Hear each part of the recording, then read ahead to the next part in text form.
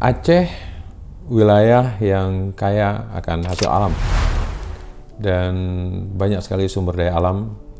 Hal ini adalah peluang besar untuk menghasilkan perubahan bagi Aceh dan menarik para investor baik dari dalam maupun dari luar negeri, khususnya dari Malaysia sebagai salah satu negara yang serumpun dengan Aceh, yang punya potensi besar untuk bisa membangun sinergi dengan wilayah Aceh.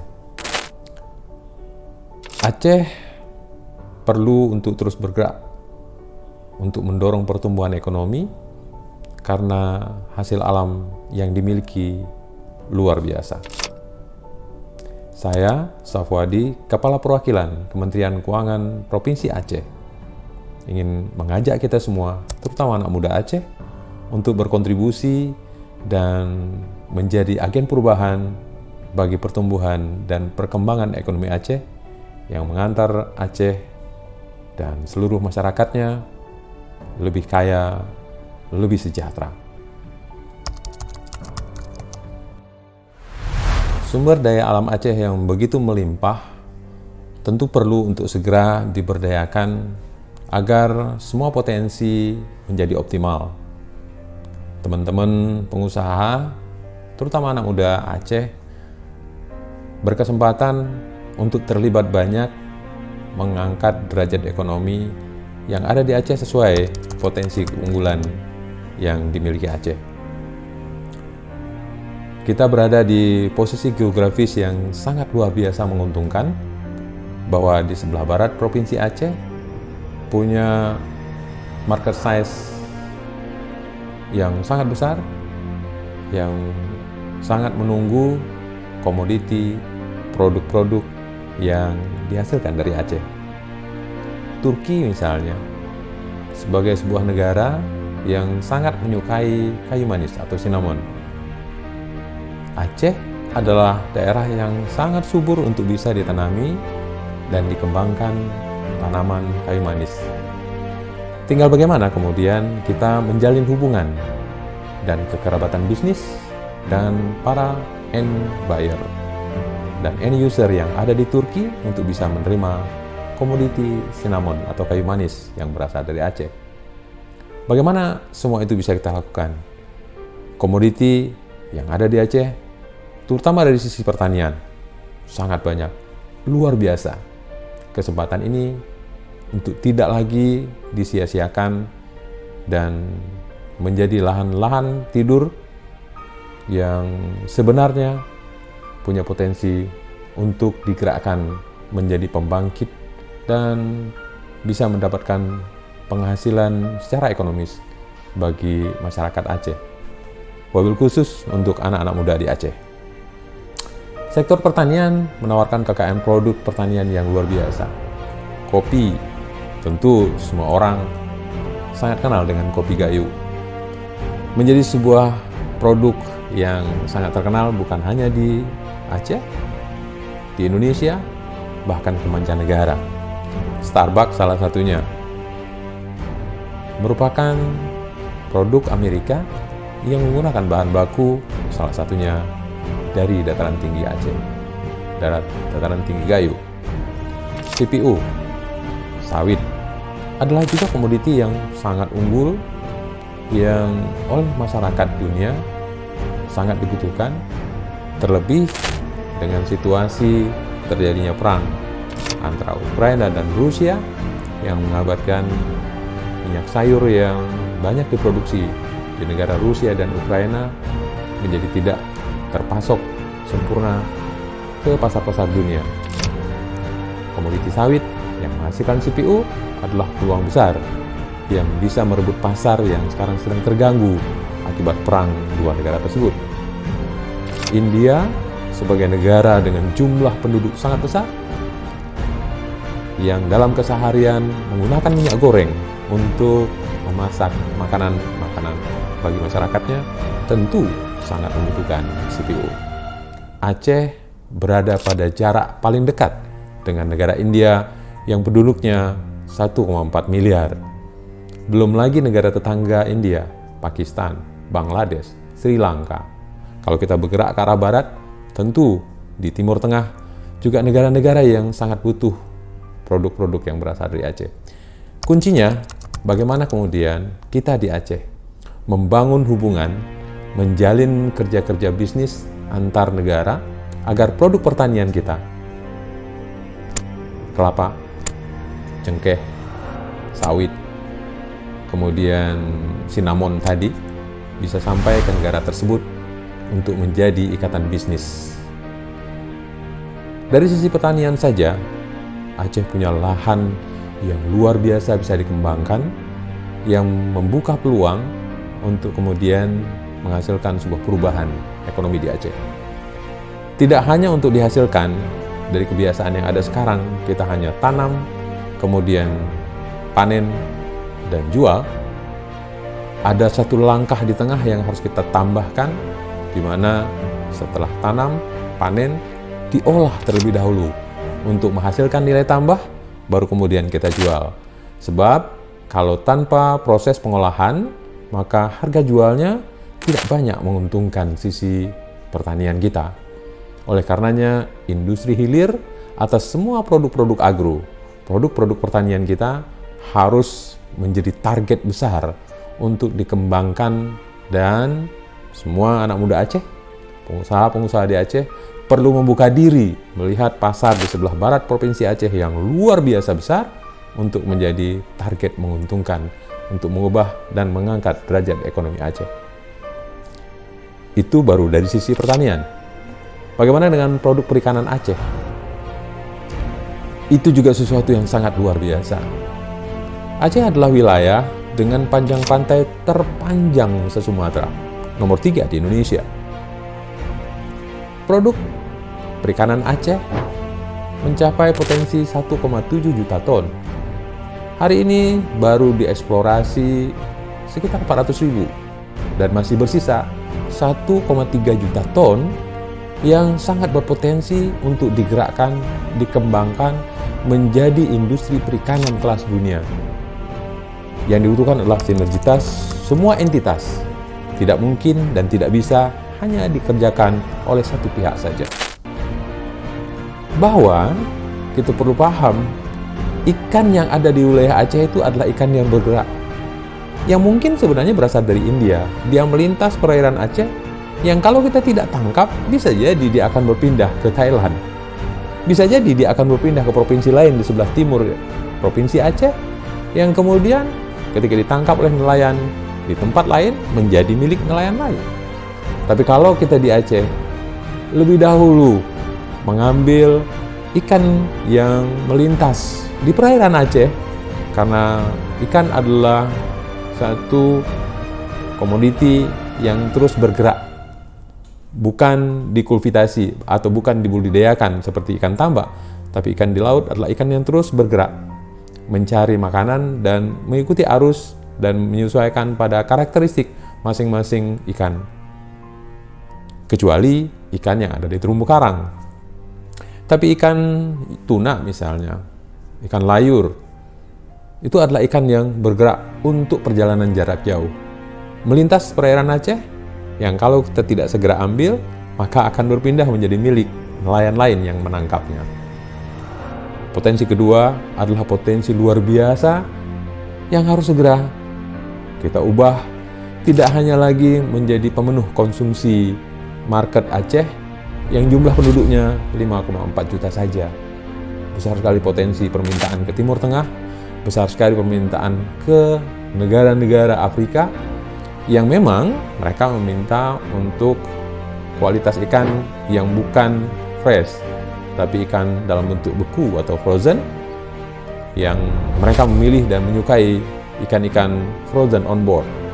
Berbeda dengan ikan-ikan yang diminta oleh pasar Hong Kong, Korea, Jepang, yang mereka meminta ikan dalam bentuk fresh, yang harus sudah sampai di pengguna akhir dari sejak ditangkap, tidak lebih dari 24 jam. Sehingga Aceh perlu mengambil posisi itu. Alhamdulillahnya, beberapa waktu sekarang ini, penerbangan kargo hampir setiap hari landing di Bandara Internasional Sultan Iskandar Muda, Banda Aceh. yang saat mereka kembali dari Banda Aceh ke Jakarta punya slot kargo kosong yang harusnya bisa diisi dengan ikan-ikan yang kemudian sesampai di Jakarta dipindah pesawatkan ke Narita, ke Korea, ke Taiwan untuk menjadi produk dalam kondisi fresh sampai di restoran untuk dikonsumsi oleh pengguna akhir sebelum 24 jam. Peluang Aceh luar biasa ketika kita mengambil peluang ini. Setelah produk perikanan, ada juga produk lain yang sangat luar biasa potensinya dari Aceh. Kita paham, seluruh orang di Indonesia juga mengerti bahwa Aceh adalah daerah yang sangat istimewa dengan kulinernya. Siapa orang yang nggak tahu tentang kopi Gayo? Siapa orang yang nggak tahu tentang mie Aceh? Kopi ule karing, itu kita dengar bahkan sampai di beberapa tempat di Jakarta, yang kalau kita berkomunikasi dengan teman-teman di Jakarta mengatakan, kopi ule karing luar biasa. Kopi Aceh hebat. Namun tentu bukan hanya itu. Produk-produk makanan olahan dari Aceh luar biasa banyaknya. Sayangnya, sampai hari ini, setiap kali kita melakukan perjalanan dari Aceh ke tempat lain, baik luar negeri atau bahkan ke Pulau Jawa, ke Jakarta, tidak banyak yang bisa kita bawa sebagai oleh-oleh. Banter-banter, kopi Gayo. Banter-banter, ayam pramugari. Padahal, ada serebuh. Ada bebek biren yang sangat khas untuk bisa dijadikan kuliner dan oleh-oleh. Banyak makanan yang harusnya bisa diletakkan di etalase di Bandara Sultan Iskandar Muda yang kemudian menjadi oleh-oleh. Mungkin banyak orang yang sudah terlupakan dengan rasa pisang saleh Banten Labu. Mungkin orang sudah terlupa dengan Ade Kaknah. Padahal itu adalah produk-produk yang di Aceh sendiri adalah produk yang terkenal. Masyarakat di luar Aceh tentu juga menginginkan produk-produk yang bisa mengingatkan tentang pernah ada di Banda Aceh, pernah ada di wilayah Aceh untuk menikmati pantai Lunga, berjalan-jalan, dan menikmati suasana sore ketika sunset turun dan keindahan alam. Tapi saat kembali ke tempat kediaman mereka masing-masing, sesuatu yang membuat mereka teringat kadang-kadang tidak terbawa. Saya terbayang bagaimana saat kita perjalanan ke IKN, ibu kota negara sekarang di Balikpapan, di Kalimantan Timur. Pulang dari Balikpapan, ada kepiting yang dibuat dengan sangat khas. Kepiting lada hitam, saus padang, saus tiram. Di Aceh juga punya produk yang sama. Di Aceh punya banyak sekali hutan bakau dengan kepiting-kepiting yang sangat segar. Terpikir bahwa Aceh bisa membuat kepiting sebagaimana di Balikpapan dengan rasa khas kari Aceh. Ini adalah peluang untuk mengembangkan jenis-jenis makanan kuliner sebagai makanan olahan yang bisa dibawa dari Aceh ke tempat lain. Rekan-rekan pengusaha dan anak-anak muda Aceh, ada satu yang juga sangat istimewa. Kalau tadi kita sudah berbicara tentang masalah agro, kita bicara perikanan, kita bicara tentang produk makanan olahan. Ada peluang besar untuk membuat Aceh menjadi destinasi tujuan kunjungan wisata, baik turis domestik maupun turis internasional, karena Aceh punya keunggulan ekowisata yang sangat luar biasa. Siapa yang tidak paham bahwa Sabang adalah destinasi wisata yang mempunyai spot-spot istimewa. Tidak banyak yang tahu bahwa di Sabang ada 20 world class, bahkan sampai ke standar nama VVIP World Class Diving Spot. ada 20 spot diving yang levelnya adalah dunia dan VVIP. Tidak banyak yang tahu. Yang kalau diberdayakan, dieksplor, diekspos, membuat seluruh dunia tahu tentang spot-spot diving kelas dunia itu, maka dipastikan peminat diving dunia akan melirik Sabang. Itu saja? Bukan. Silahkan ke Sabang, nikmati sunset. Bahkan kalau pagi, kita bisa melihat matahari terbit dari timur, indahnya luar biasa. Bukan hanya Sabang. Sepanjang pantai Aceh adalah pantai-pantai yang sangat indah. Saya punya pengalaman ketika membawa staf saat saya masih bertugas di Jakarta untuk melakukan kunjungan ke Aceh. Beliau mengatakan, di Pulau Jawa ada satu Pangandaran. Tapi di Aceh, sepanjang perjalanan pantai, dari mulai Banda Aceh sampai ke Aceh Selatan, itu Pangandaran sepanjang pantai. Itu pengakuan pribadi, testimoni beliau tentang indahnya pantai yang ada di sepanjang pantai Aceh. Apa yang mesti dilakukan? Banyak upaya-upaya untuk membuat destinasi wisata itu adalah destinasi wisata kunjungan yang dinikmati oleh para pelancong, para turis yang memang kita harus siapkan untuk kelas dunia. Tempatnya harus bersih. Lokasi-lokasi spot yang harus ditata dengan sangat luar biasa indah, sampai kemudian mereka sangat tertarik. Bahkan anak saya sendiri ada sebuah statement yang selalu di banyak kesempatan liburan dia sebut, "Pak, pingin makan mie laut." Awalnya saya bertanya, apa itu mie laut? Rupanya itu adalah mie yang memang disajikan di pinggir pantai. Sederhana. Mie instan yang dimasak menggunakan bumbu kari Aceh. Tambahan telur ceplok di atasnya. Sederhana tampilannya, tetapi rasanya maknyus luar biasa. Sembari menikmati indahnya spot pantai.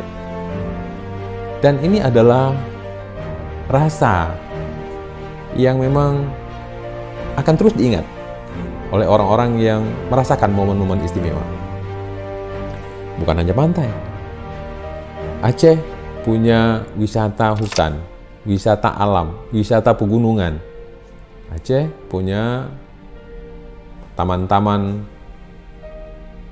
istimewa di laut, bahkan di tengah hutan. Gunung Loser sebagai taman nasional adalah sesuatu yang sangat istimewa untuk dikunjungi. Bunga Rafflesia, konservasi gajah, harimau adalah tawaran-tawaran luar biasa yang bisa ditawarkan kepada turis-turis yang ingin menikmati sesuatu yang mungkin tidak ada di tempat mereka. Ada satu syarat yang harus kita perkuat di Aceh. Bahasa asing. Akan tentu menyenangkan bagi para turis datang ketika ada pendamping yang menemani yang paham bahasa mereka. Saya ingat dalam sebuah perjalanan ke Jepang, saya ingin berbelanja untuk oleh-oleh bagi keluarga di rumah. Saya singgah di sebuah toko di Akihabara, sebuah bangunan berlantai 7. Istimewanya, di setiap lantai ada orang yang berbahasa bukan bahasa Jepang. Bila turis datang bahasa dari Arab, maka akan datang penjaga toko yang memang berasal dari Arab dan fasih berbahasa Arab. Dari Rusia juga sama. Bahkan dari Indonesia, ketika saya masuk ke toko tersebut, yang menyambut saya adalah orang Indonesia yang langsung ketika saya masuk ke dalam berbicara langsung dalam bahasa Indonesia, dan saya merasa bahwa ini adalah toko sebagaimana saya masuk di toko di Indonesia. Semua pilihan diberikan arahan, sampai kemudian ke kasir pun kita didampingi. Saya bayangkan kalau di Aceh ada turis yang ingin menikmati wisata alam pegunungan, didampingi oleh kita yang fasih berbahasa Cina untuk turis yang berasal dari Cina, berbahasa Jepang untuk turis yang berasal dari Jepang, berbahasa Arab untuk turis yang datang dari Arab. Guru Teh adalah sesuatu yang sangat indah. Ada seseorang yang menceritakan kepada saya tentang seorang warga Timur Tengah dibawa ke Guru Teh. Sebelum sampai di Guru Teh, singgah di Long untuk menikmati mie kepiting. Di atas Guru Teh, dia menikmati suasana yang sangat indah luar biasa, karena memang di Timur Tengah nggak pernah ada spot seperti yang di Guru Teh. Tapi kemudian istimewanya saat pulang, teman tadi menyerahkan bingkisan kopi yang dia minta untuk tidak dibayar, tapi si turis dari Timur Tengah memang menitip tolong belikan. Harganya 60.000, tapi kemudian dibayar 600.000. Kenapa? Beliau sendiri mengatakan, di tempat saya ini kopi 600.000, sehingga saya bayar 600.000, bukan 60.000.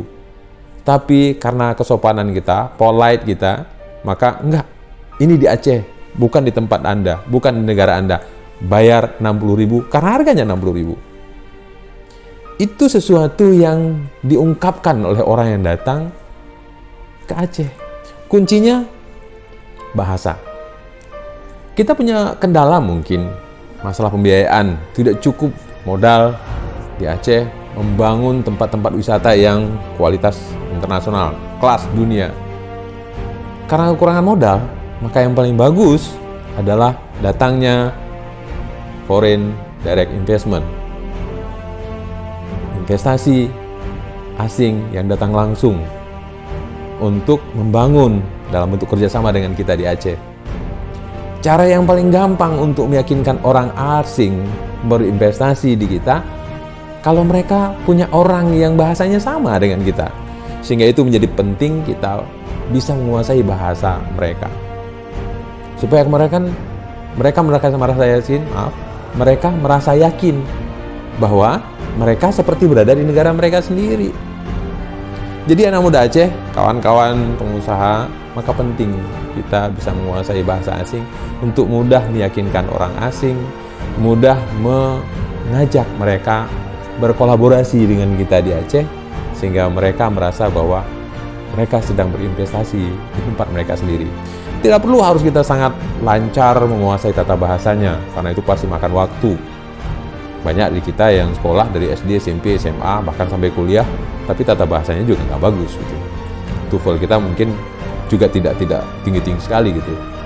Tapi yang dibutuhkan untuk berkomunikasi, terutama terkait dengan masalah investasi, adalah komunikasi. Yang penting kita bisa berinteraksi, berkomunikasi dengan mereka. Kadang-kadang kita tidak harus mempertimbangkan tata bahasa, kecuali bila kita ingin menulis, menyampaikan bahasa tulisan dalam bentuk email sampai diterima oleh yang bersangkutan supaya tidak salah paham, mungkin tata bahasa itu diperlukan. Tapi dalam bahasa komunikasi harian, tentu tata bahasa bukan tidak perlu, tapi ditempatkan di belakang dari kemampuan kita berinteraksi, memberikan sebuah pemahaman kepada orang lain agar maksud yang kita ingin sampaikan tersampaikan dengan baik. Ekowisata target besar untuk memajukan dan mengubah Aceh menjadi daerah maju. Kita mampu, tetapi ada hal-hal kecil yang perlu kita lakukan. Saya bermimpi di Aceh ada kampung Arab. Saya bermimpi di Aceh punya kampung Inggris sebagaimana di Kediri. Saya bermimpi di Aceh ada kampung yang masyarakatnya berbahasa Cina, meskipun asli orang Aceh. Saya bermimpi di Aceh ada kampung yang berbahasa Jepang, di mana kita berpeluang, kalau tidak menunggu orang Jepang datang kemari ke Aceh, kita yang cari kerja ke Jepang. Saya teringat dalam sebuah perjalanan, saya ketemu dengan pelayan hotel asalnya dari Filipina. Qadarullah saya berkesempatan untuk mengadakan perjalanan dinas ke Spanyol, ke Barcelona, yang menjadi pelayan hotel itu orang Asia. Sehingga saya merasa nyaman karena sama-sama berasal dari Asia. Saya tanya, beliau berasal dari mana? Beliau nyatakan, beliau berasal dari Filipina. Saya tanya kepada beliau, sudah berapa lama tinggal di Spanyol? Beliau menjawab, lebih dari 10 tahun. Saya penasaran, saya tanya, apa yang menyebabkan Anda bisa sampai di Spanyol? Apakah sekolah Anda tinggi? Tidak. Beliau mengatakan bahwa saya tamat SMA, high school. Tapi kemudian bisa bekerja di Spanyol. Karena penasaran saya tanya, apa dasarnya? Beliau hanya mengatakan bahwa ya keberanian saja. Kenapa beliau berani? Rupanya penguasaan bahasa Inggrisnya bagus sekali. Dan itu menjadi modal, meskipun tidak sekolah tinggi, modal bahasa membuat bisa mendapatkan pekerjaan layak. Dan saya tanya gajinya cukup tinggi. Bahkan di Australia, penyelia, sekali lagi saya ulang, penyelia telepon seluler, Telkom, rata-rata operatornya berasal dari Filipina. Bekerja di kantor pos sebagai operator pelayanan kantor pos, saya bertemu di sana dalam penugasan saya untuk mengikuti pendidikan di Australia, training short course di sana. Salah satu tempat site visit saya ada di kantor pos. Saya bertemu dan sebagian besar operator di kantor pos Australia adalah kawan-kawan kita yang berasal dari Filipina yang rata-rata hanya tamat SMA. Oleh karenanya saya yakinkan kawan-kawan anak-anak muda Aceh punya potensi luar biasa. Ekowisata kita Masya Allah. Mudah-mudahan ini jadi satu yang bisa mengubah Aceh, mengangkat derajat ekonomi Aceh, dan kita perlu bekerja keras untuk bisa sama dengan daerah-daerah lain yang bisa menggerakkan dan mengembangkan potensi-potensi daerahnya. Rekan-rekan pengusaha dan anak muda Aceh, pada episode kali ini saya ingin menambahkan satu lagi sebelum kita akhiri, dan saya ingin membuat teman-teman anak muda Aceh dan pengusaha Aceh penasaran apa strategi yang mesti kita lakukan supaya kita bisa mengangkat derajat dan mengubah ekonomi Aceh dengan segala potensi yang ada. Saya berikan yang terakhir, potensi kerajinan tangan Aceh. Kerajinan tangan Aceh sudah sampai pada tahap dan level disukai oleh IKEA. Tentu kawan-kawan tahu sebuah perusahaan Swedia yang memproduksi produk-produk luar biasa dan punya gerai di mana-mana seluruh dunia. Tapi ada satu produk Aceh disukai oleh mereka, tapi belum terangkat tinggi. Apa itu? Produk eceng gondok yang ada di Aceh Barat. Kualitasnya Masya Allah, luar biasa. Saya bandingkan dengan produk yang sama dengan produk Filipina yang ada di Jepang. Eceng gondok juga, tempat tisu. Produk produk Filipina dan produk kita. Saya bandingkan jauh. Tapi produk Filipina, eceng gondok Filipina sampai dijual di hypermarket di Jepang, di plaza-plaza di Jepang. Mungkin karena dekat ya dengan antara Filipina dengan Jepang gitu. Tapi bicara kualitasnya, punya kita bersih, bagus, rajutannya, anyamannya, Masya Allah, luar biasa. Itu sebab IKEA menyukai. Tinggal sekarang bagaimana nih? Kita bisa perbanyak. Karena memang ada 3 syarat. Untuk produk-produk itu bisa menjadi produk yang disukai negara lain. Apakah kita bisa mengikuti Filipina untuk bisa memproduksi barang yang sama seperti kita punya, malah kita lebih berkualitas di Aceh Barat misalnya, untuk produk eceng gondok yang bisa jadi anyaman, vas bunga, tempat rak sepatu atau yang besar, atau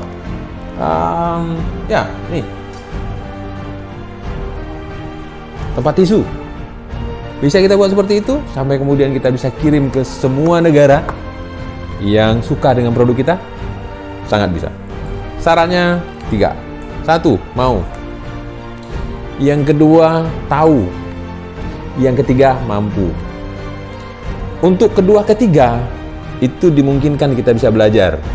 Datang kita ke tempat langsung ngerjain, kita latihan seminggu, 2 minggu, 3 minggu, kita akan tahu dan kita mampu.